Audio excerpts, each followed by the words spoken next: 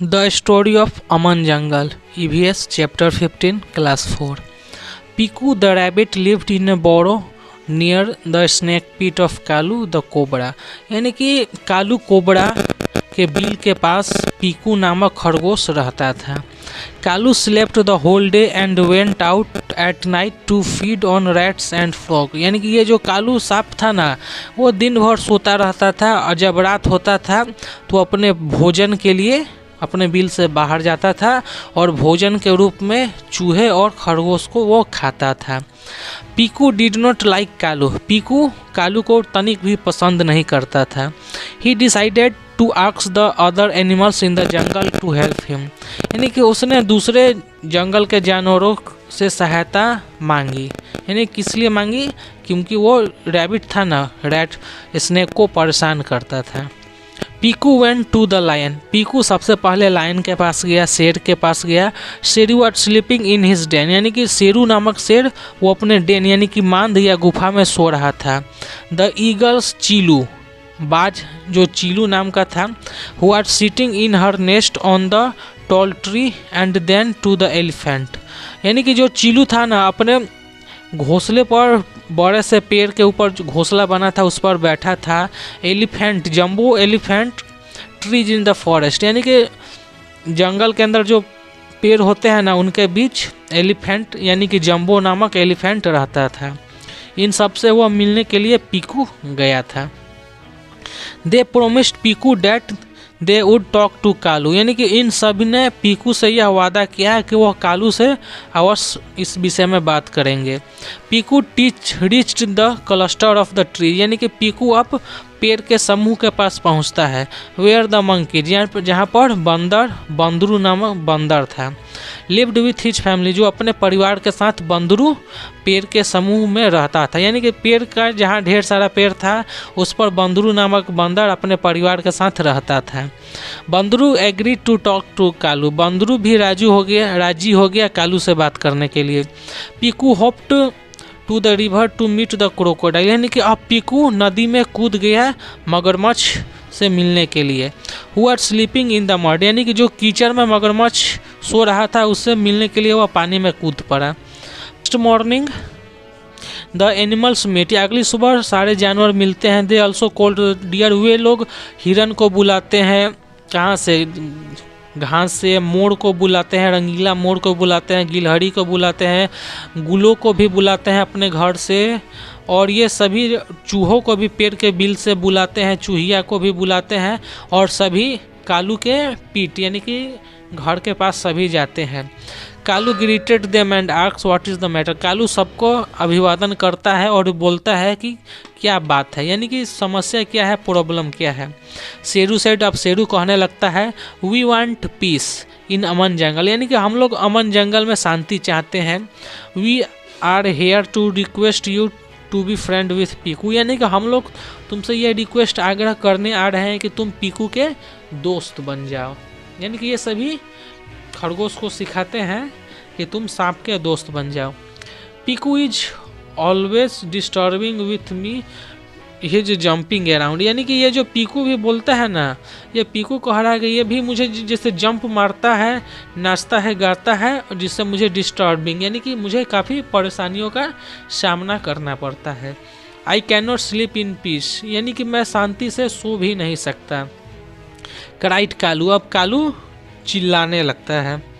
Piku promise not to disturb him ever again. अब पीकू उससे वादा करता है कि वो भविष्य में आगे तुम्हें कभी भी डिस्टर्ब यानी कि परेशान नहीं करेगा। Both of them smiled at each other and the other animals clapped as the problem are solve.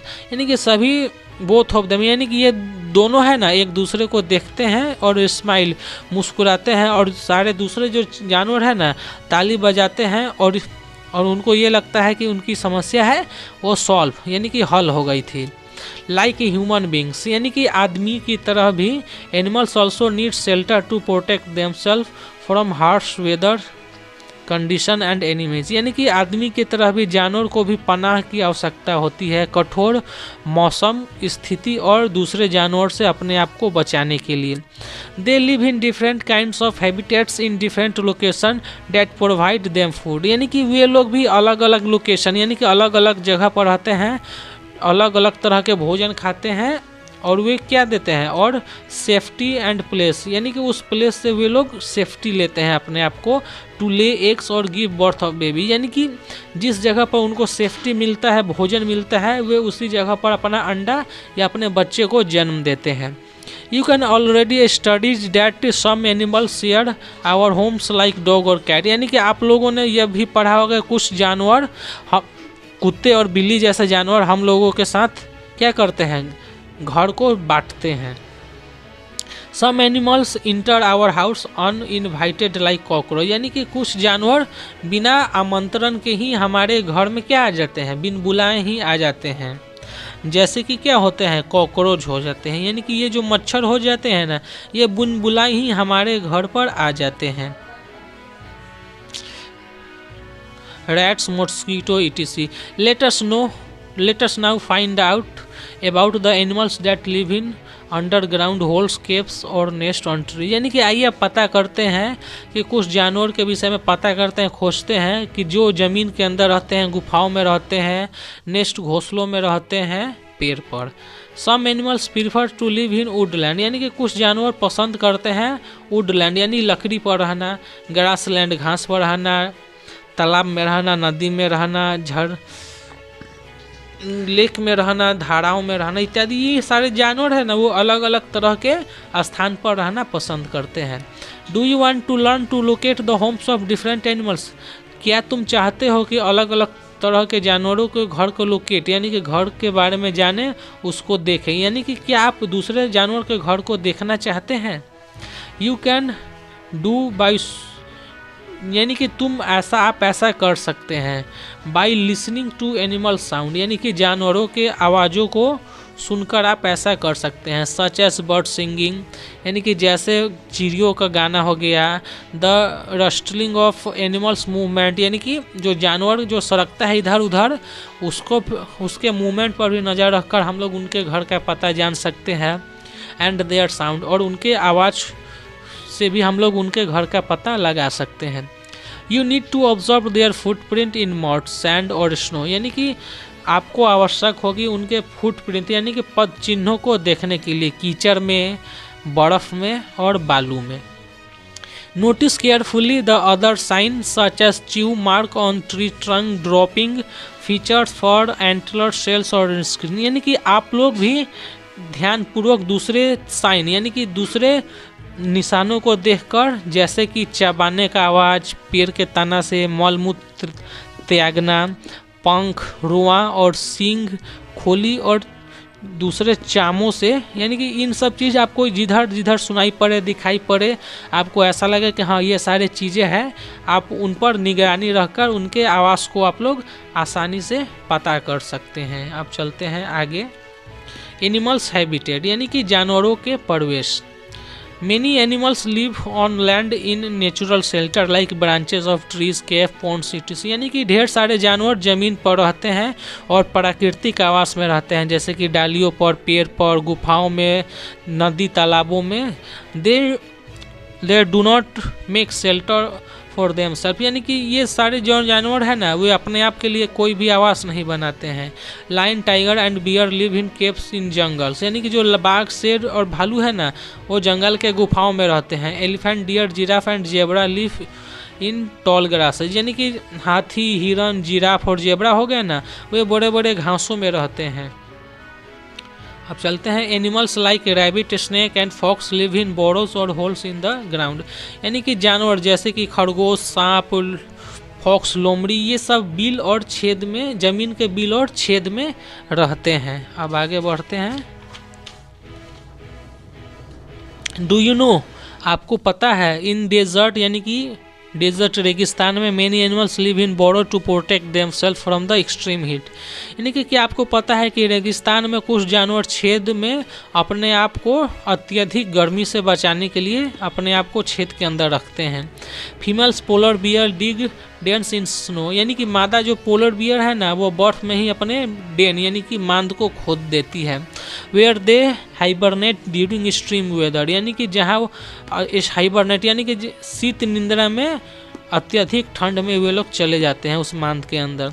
There cubs are born in den, यानी कि उनके जो बच्चे हैं ना वो मांद में जन्म लेते हैं। Many animals like bird monkey and squirrels live on trees, यानी कि ढेर सारे जानवर जैसे कि पक्षी, बंदर और गिलहरियाँ ये सभी पेड़ पर रहते हैं।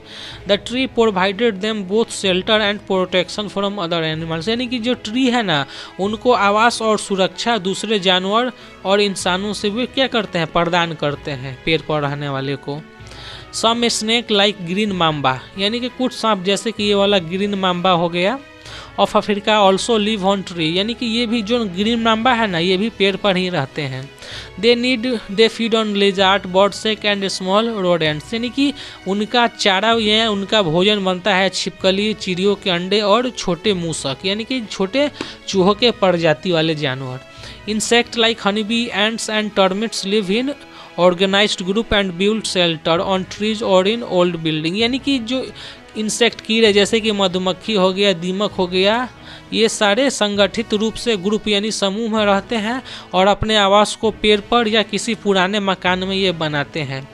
Also live in hollow trees and old building, यानी कि जो उल्लू भी है ना वो खोखले पेड़ और पुरानी इमारतों में रहते हैं। दे आर नॉकटर्नल एनिमल्स, यानी कि वो रात के जानवर हैं। And sleep during the day, और वे दिन भर सोते हैं।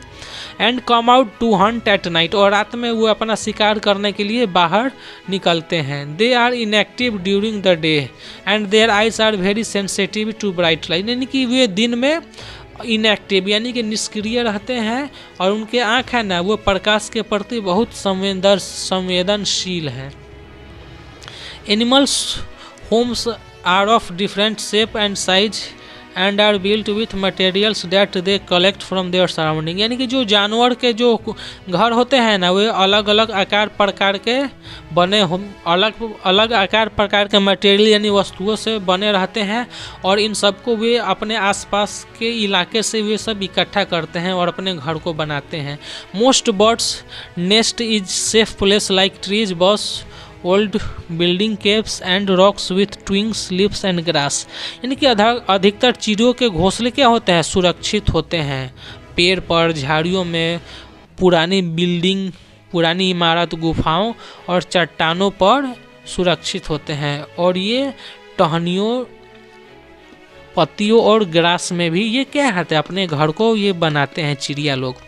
The nest is lined with racks and feathers to make it soft and for the babies, यानी कि उनके इन चिड़ियों के घोंसले लाइन वर्ड यानी कि रेखा वक्त, पंक्ति वक्त, रैक्स यानी फटे पुराने कपड़ों, पंखों से बने होते हैं और ये इतना सॉफ्ट होते हैं ना कि इनकी जो बेबी है ना उनको कोई भी परेशानी नहीं होती है।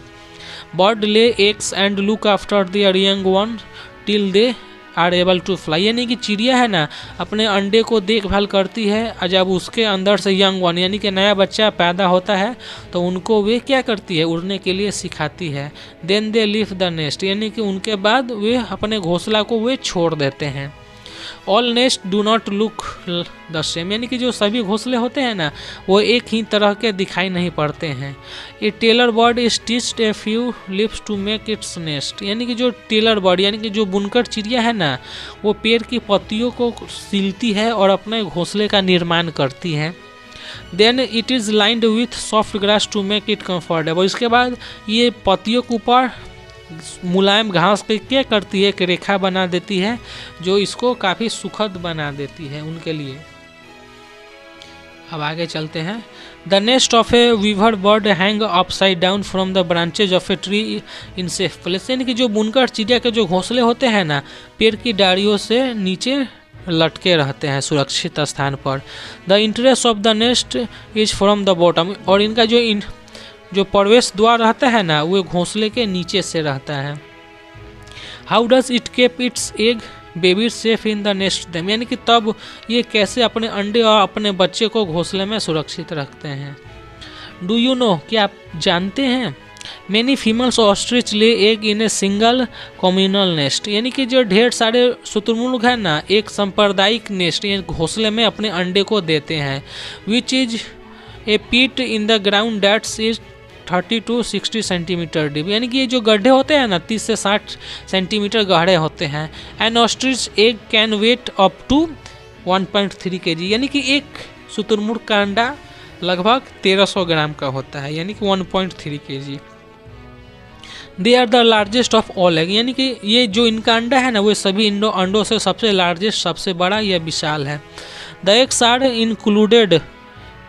Incubated by the females during the day and the male at night, यानी कि ये जो अंडे हैं ना वो फीमेल यानी कि मादा दिन में सेबती है और रात में पुरुष सेबते हैं। The male ostrich protect the hatching and teaching them how and what to eat, यानी कि जो मादा शुतुरमुर्ग है ना वो अपने अंडे को जब सेवा जाता है तब उनको रक्षा करते हैं, जब उनके बच्चे निकल जाते हैं तो उनको वे क्या करते हैं, सिखाते हैं कि कैसे रहना है और क्या क्या खाना है। अब चलते हैं वॉल मैगजीन पर कि wall magazine collect information and picture about those word that don't make their nest in trees and display it in your class, यानी कि आप लोगों को वैसी चिड़िया के विषय में इंफॉर्मेशन इकट्ठा करना है कि जो चिड़िया अपनी घोंसला पेड़ पर नहीं बनाती है, और इन सब का तस्वीर आपको बनाना है और क्लास में डिस्प्ले यानी प्रदर्शन करना है। अब चलते हैं आगे। Spider do not collect the material to make their homes, यानी कि जो मकड़े हैं ना वे कोई भी मटेरियल वस्तुओं को इकट्ठा नहीं करते हैं अपने घर को बनाने के लिए।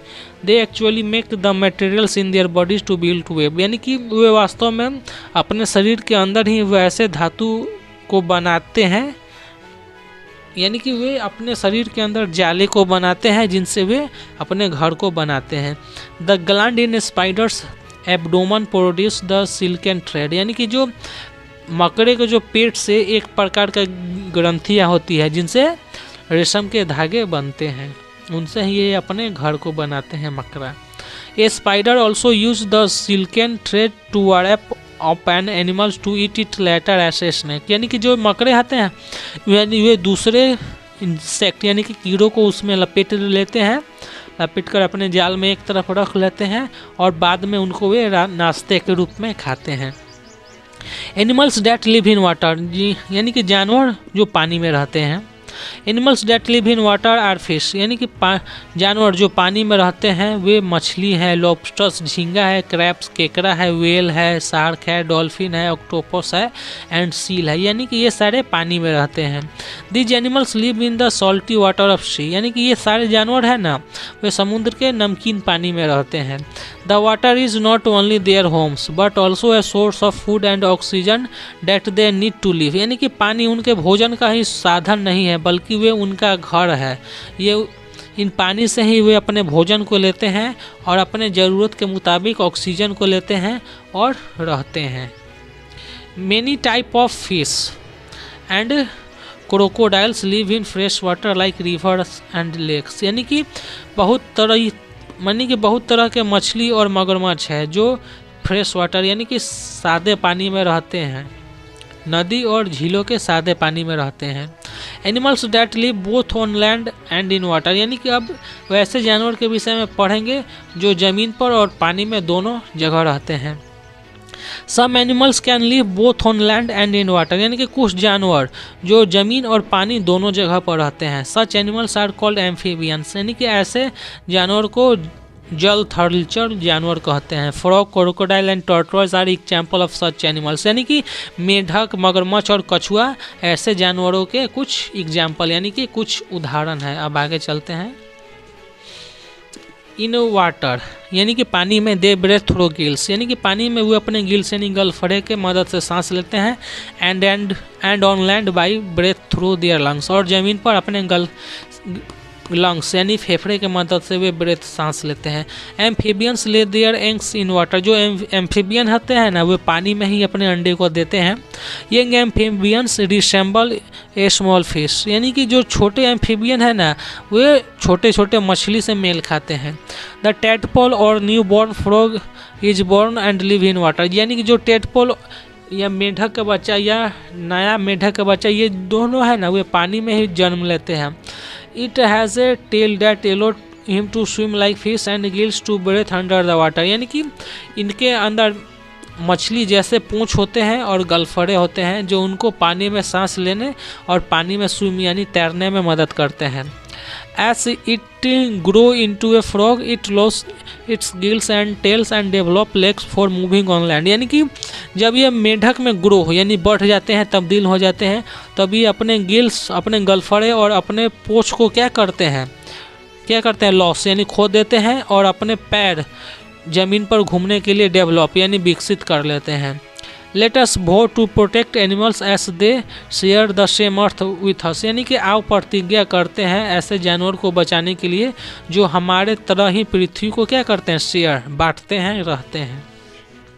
अब चलते हैं डू यू नो, क्या आपको पता है although whales and dolphins live in water they are mammals, यानी कि जो डॉल्फिन्स और वेल्स हैं ना वे पानी में रहते हैं लेकिन वे स्तनधारी हैं। They can't breathe under water, यानी कि वे पानी के अंदर सांस नहीं लेते हैं। They come to the surface to breathe, यानी कि वे सरफेस सतह पर आते हैं सांस लेने के लिए। Their babies are born under water, यानी कि उनके जो बच्चे हैं ना पानी के अंदर ही जन्म लेते हैं। But are push to the surface by the mother to breathe, लेकिन उनकी माँ द्वारा सतह पर उनको पुश यानी कि धक्का दे दिया जाता है सांस लेने के लिए। अब चलते हैं आगे क्या करना है project session. Earth is a home of man as well as animals birds and insect, यानी कि आदमी मनुष्यों के साथ साथ जानवर पक्षियों और कीड़ों मकोड़ों का भी घर है। They have as much right to live on earth as we have, यानी कि जितना हमारा अधिकार है पृथ्वी पर रहने का उतना ही अधिकार उनको भी है पृथ्वी पर रहने का। Let us take immediate step to protect them, यानी कि आइए और तत्काल कदम उठाएं उनको बचाने के लिए। Divide the class into 6 group, यानी कि अब अपने क्लास को 6 भागों में बांट देना है। And prepare a report with information, और एक रिपोर्ट तैयार करना है जिसमें सूचना और तस्वीरें 5 पक्षी जानवर और कीड़े मकोड़े को हो। तो आशा करता हूँ आपको ये एक्सप्लेनेशन पसंद आई होगी। तो मिलते हैं नेक्स्ट वीडियो में। जो भी वर्ड मीनिंग है मैंने पेन से नोट कर दिया हूँ, आप वीडियो को पॉज करें और वर्ड मीनिंग लिख सकते हैं। तो मिलते हैं नेक्स्ट चैप्टर में।